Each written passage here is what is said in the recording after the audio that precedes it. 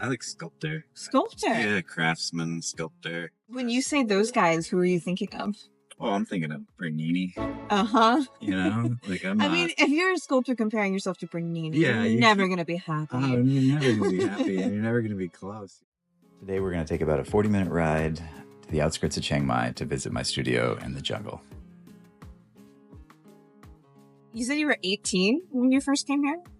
Well, I was 9 months old when I first came here. Oh my gosh. Yeah, but then I came about every, 1 or 2 years since then. Yeah. So I first came here in like 1990.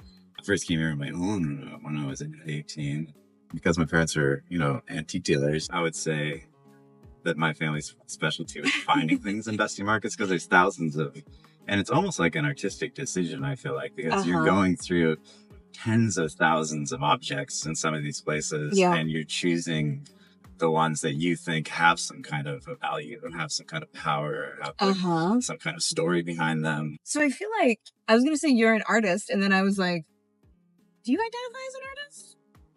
I like sculptor. Sculptor? Yeah, craftsman, sculptor. I think it's more niche. Like if you're going to say artist, it's kind of such a broad thing that like, I think might as well say like a specialty.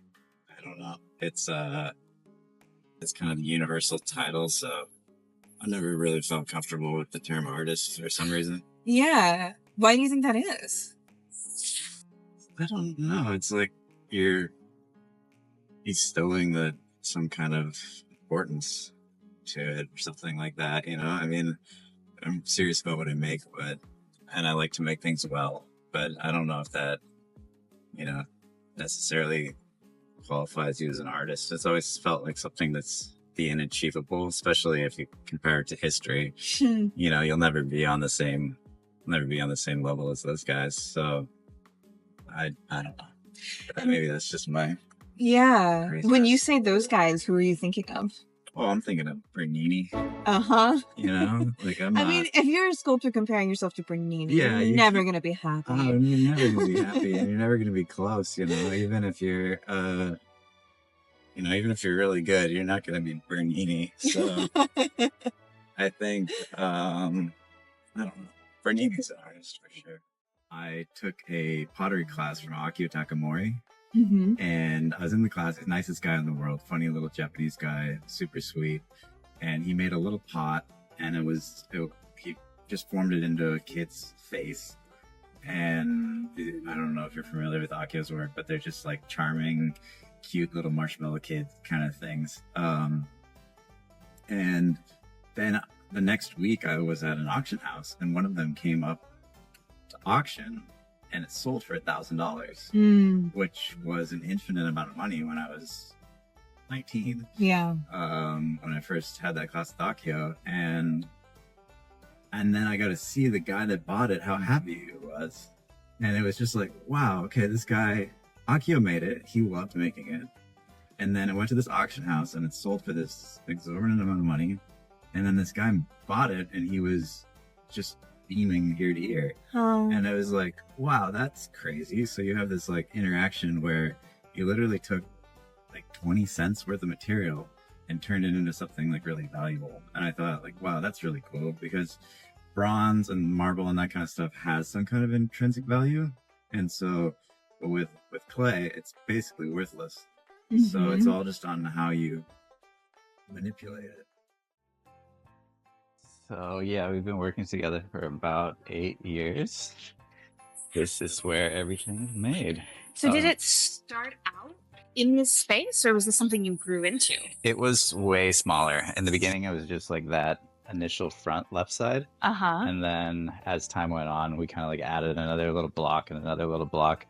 So yeah, and then it became what it is now. Yeah, I don't know if you're familiar with the ceramic process. It's amazing how much it like already feels. It's clay-like, but at this stage, you could break it like with your hand. It's still very fragile. All of my broken dreams. Oh my gosh. So these are all little imperfections, like maybe it was fired too hot, or their detail wasn't quite right, or there was some kind of pinhole, like what I was talking about before. with the skulls, that there's this kind of rust and weathered wood and foliage here that I think the skulls really come from, or the patina glaze that we use. It really works with this kind of environment. Do you feel that it grew really organically, or did you have a vision, anything like this, when you were taking a motorbike out here all those years ago? Definitely wasn't like this, you know. I kind of thought, okay, I know it's possible to make things here. I know the materials are all the same. That's the one thing that's kind of nice about ceramic is there's no like cheat codes going to Asia. It's still molds and clay, and you have to mix it. And if anything, it's harder because they don't have a pottery shop that does it all for you. Like, there's no glazes that are pre-mixed. You have to kind of figure it out on your own. And a lot of the clays are like that too. So I didn't really know what I was getting into, but it was just like, okay, I'll try this. Kickstarter, the first one, like made it so I was like, okay, I don't have any money. I don't have any way to sell anything. I'll try this just as like a Hail Mary kind of, okay, will this work or not? And then it got a little bit of attention on the first one, and then it kind of got me started working in the right direction. All those different voices and life stories are now into each piece that comes out of the studio. Yeah, and to me that's like really important.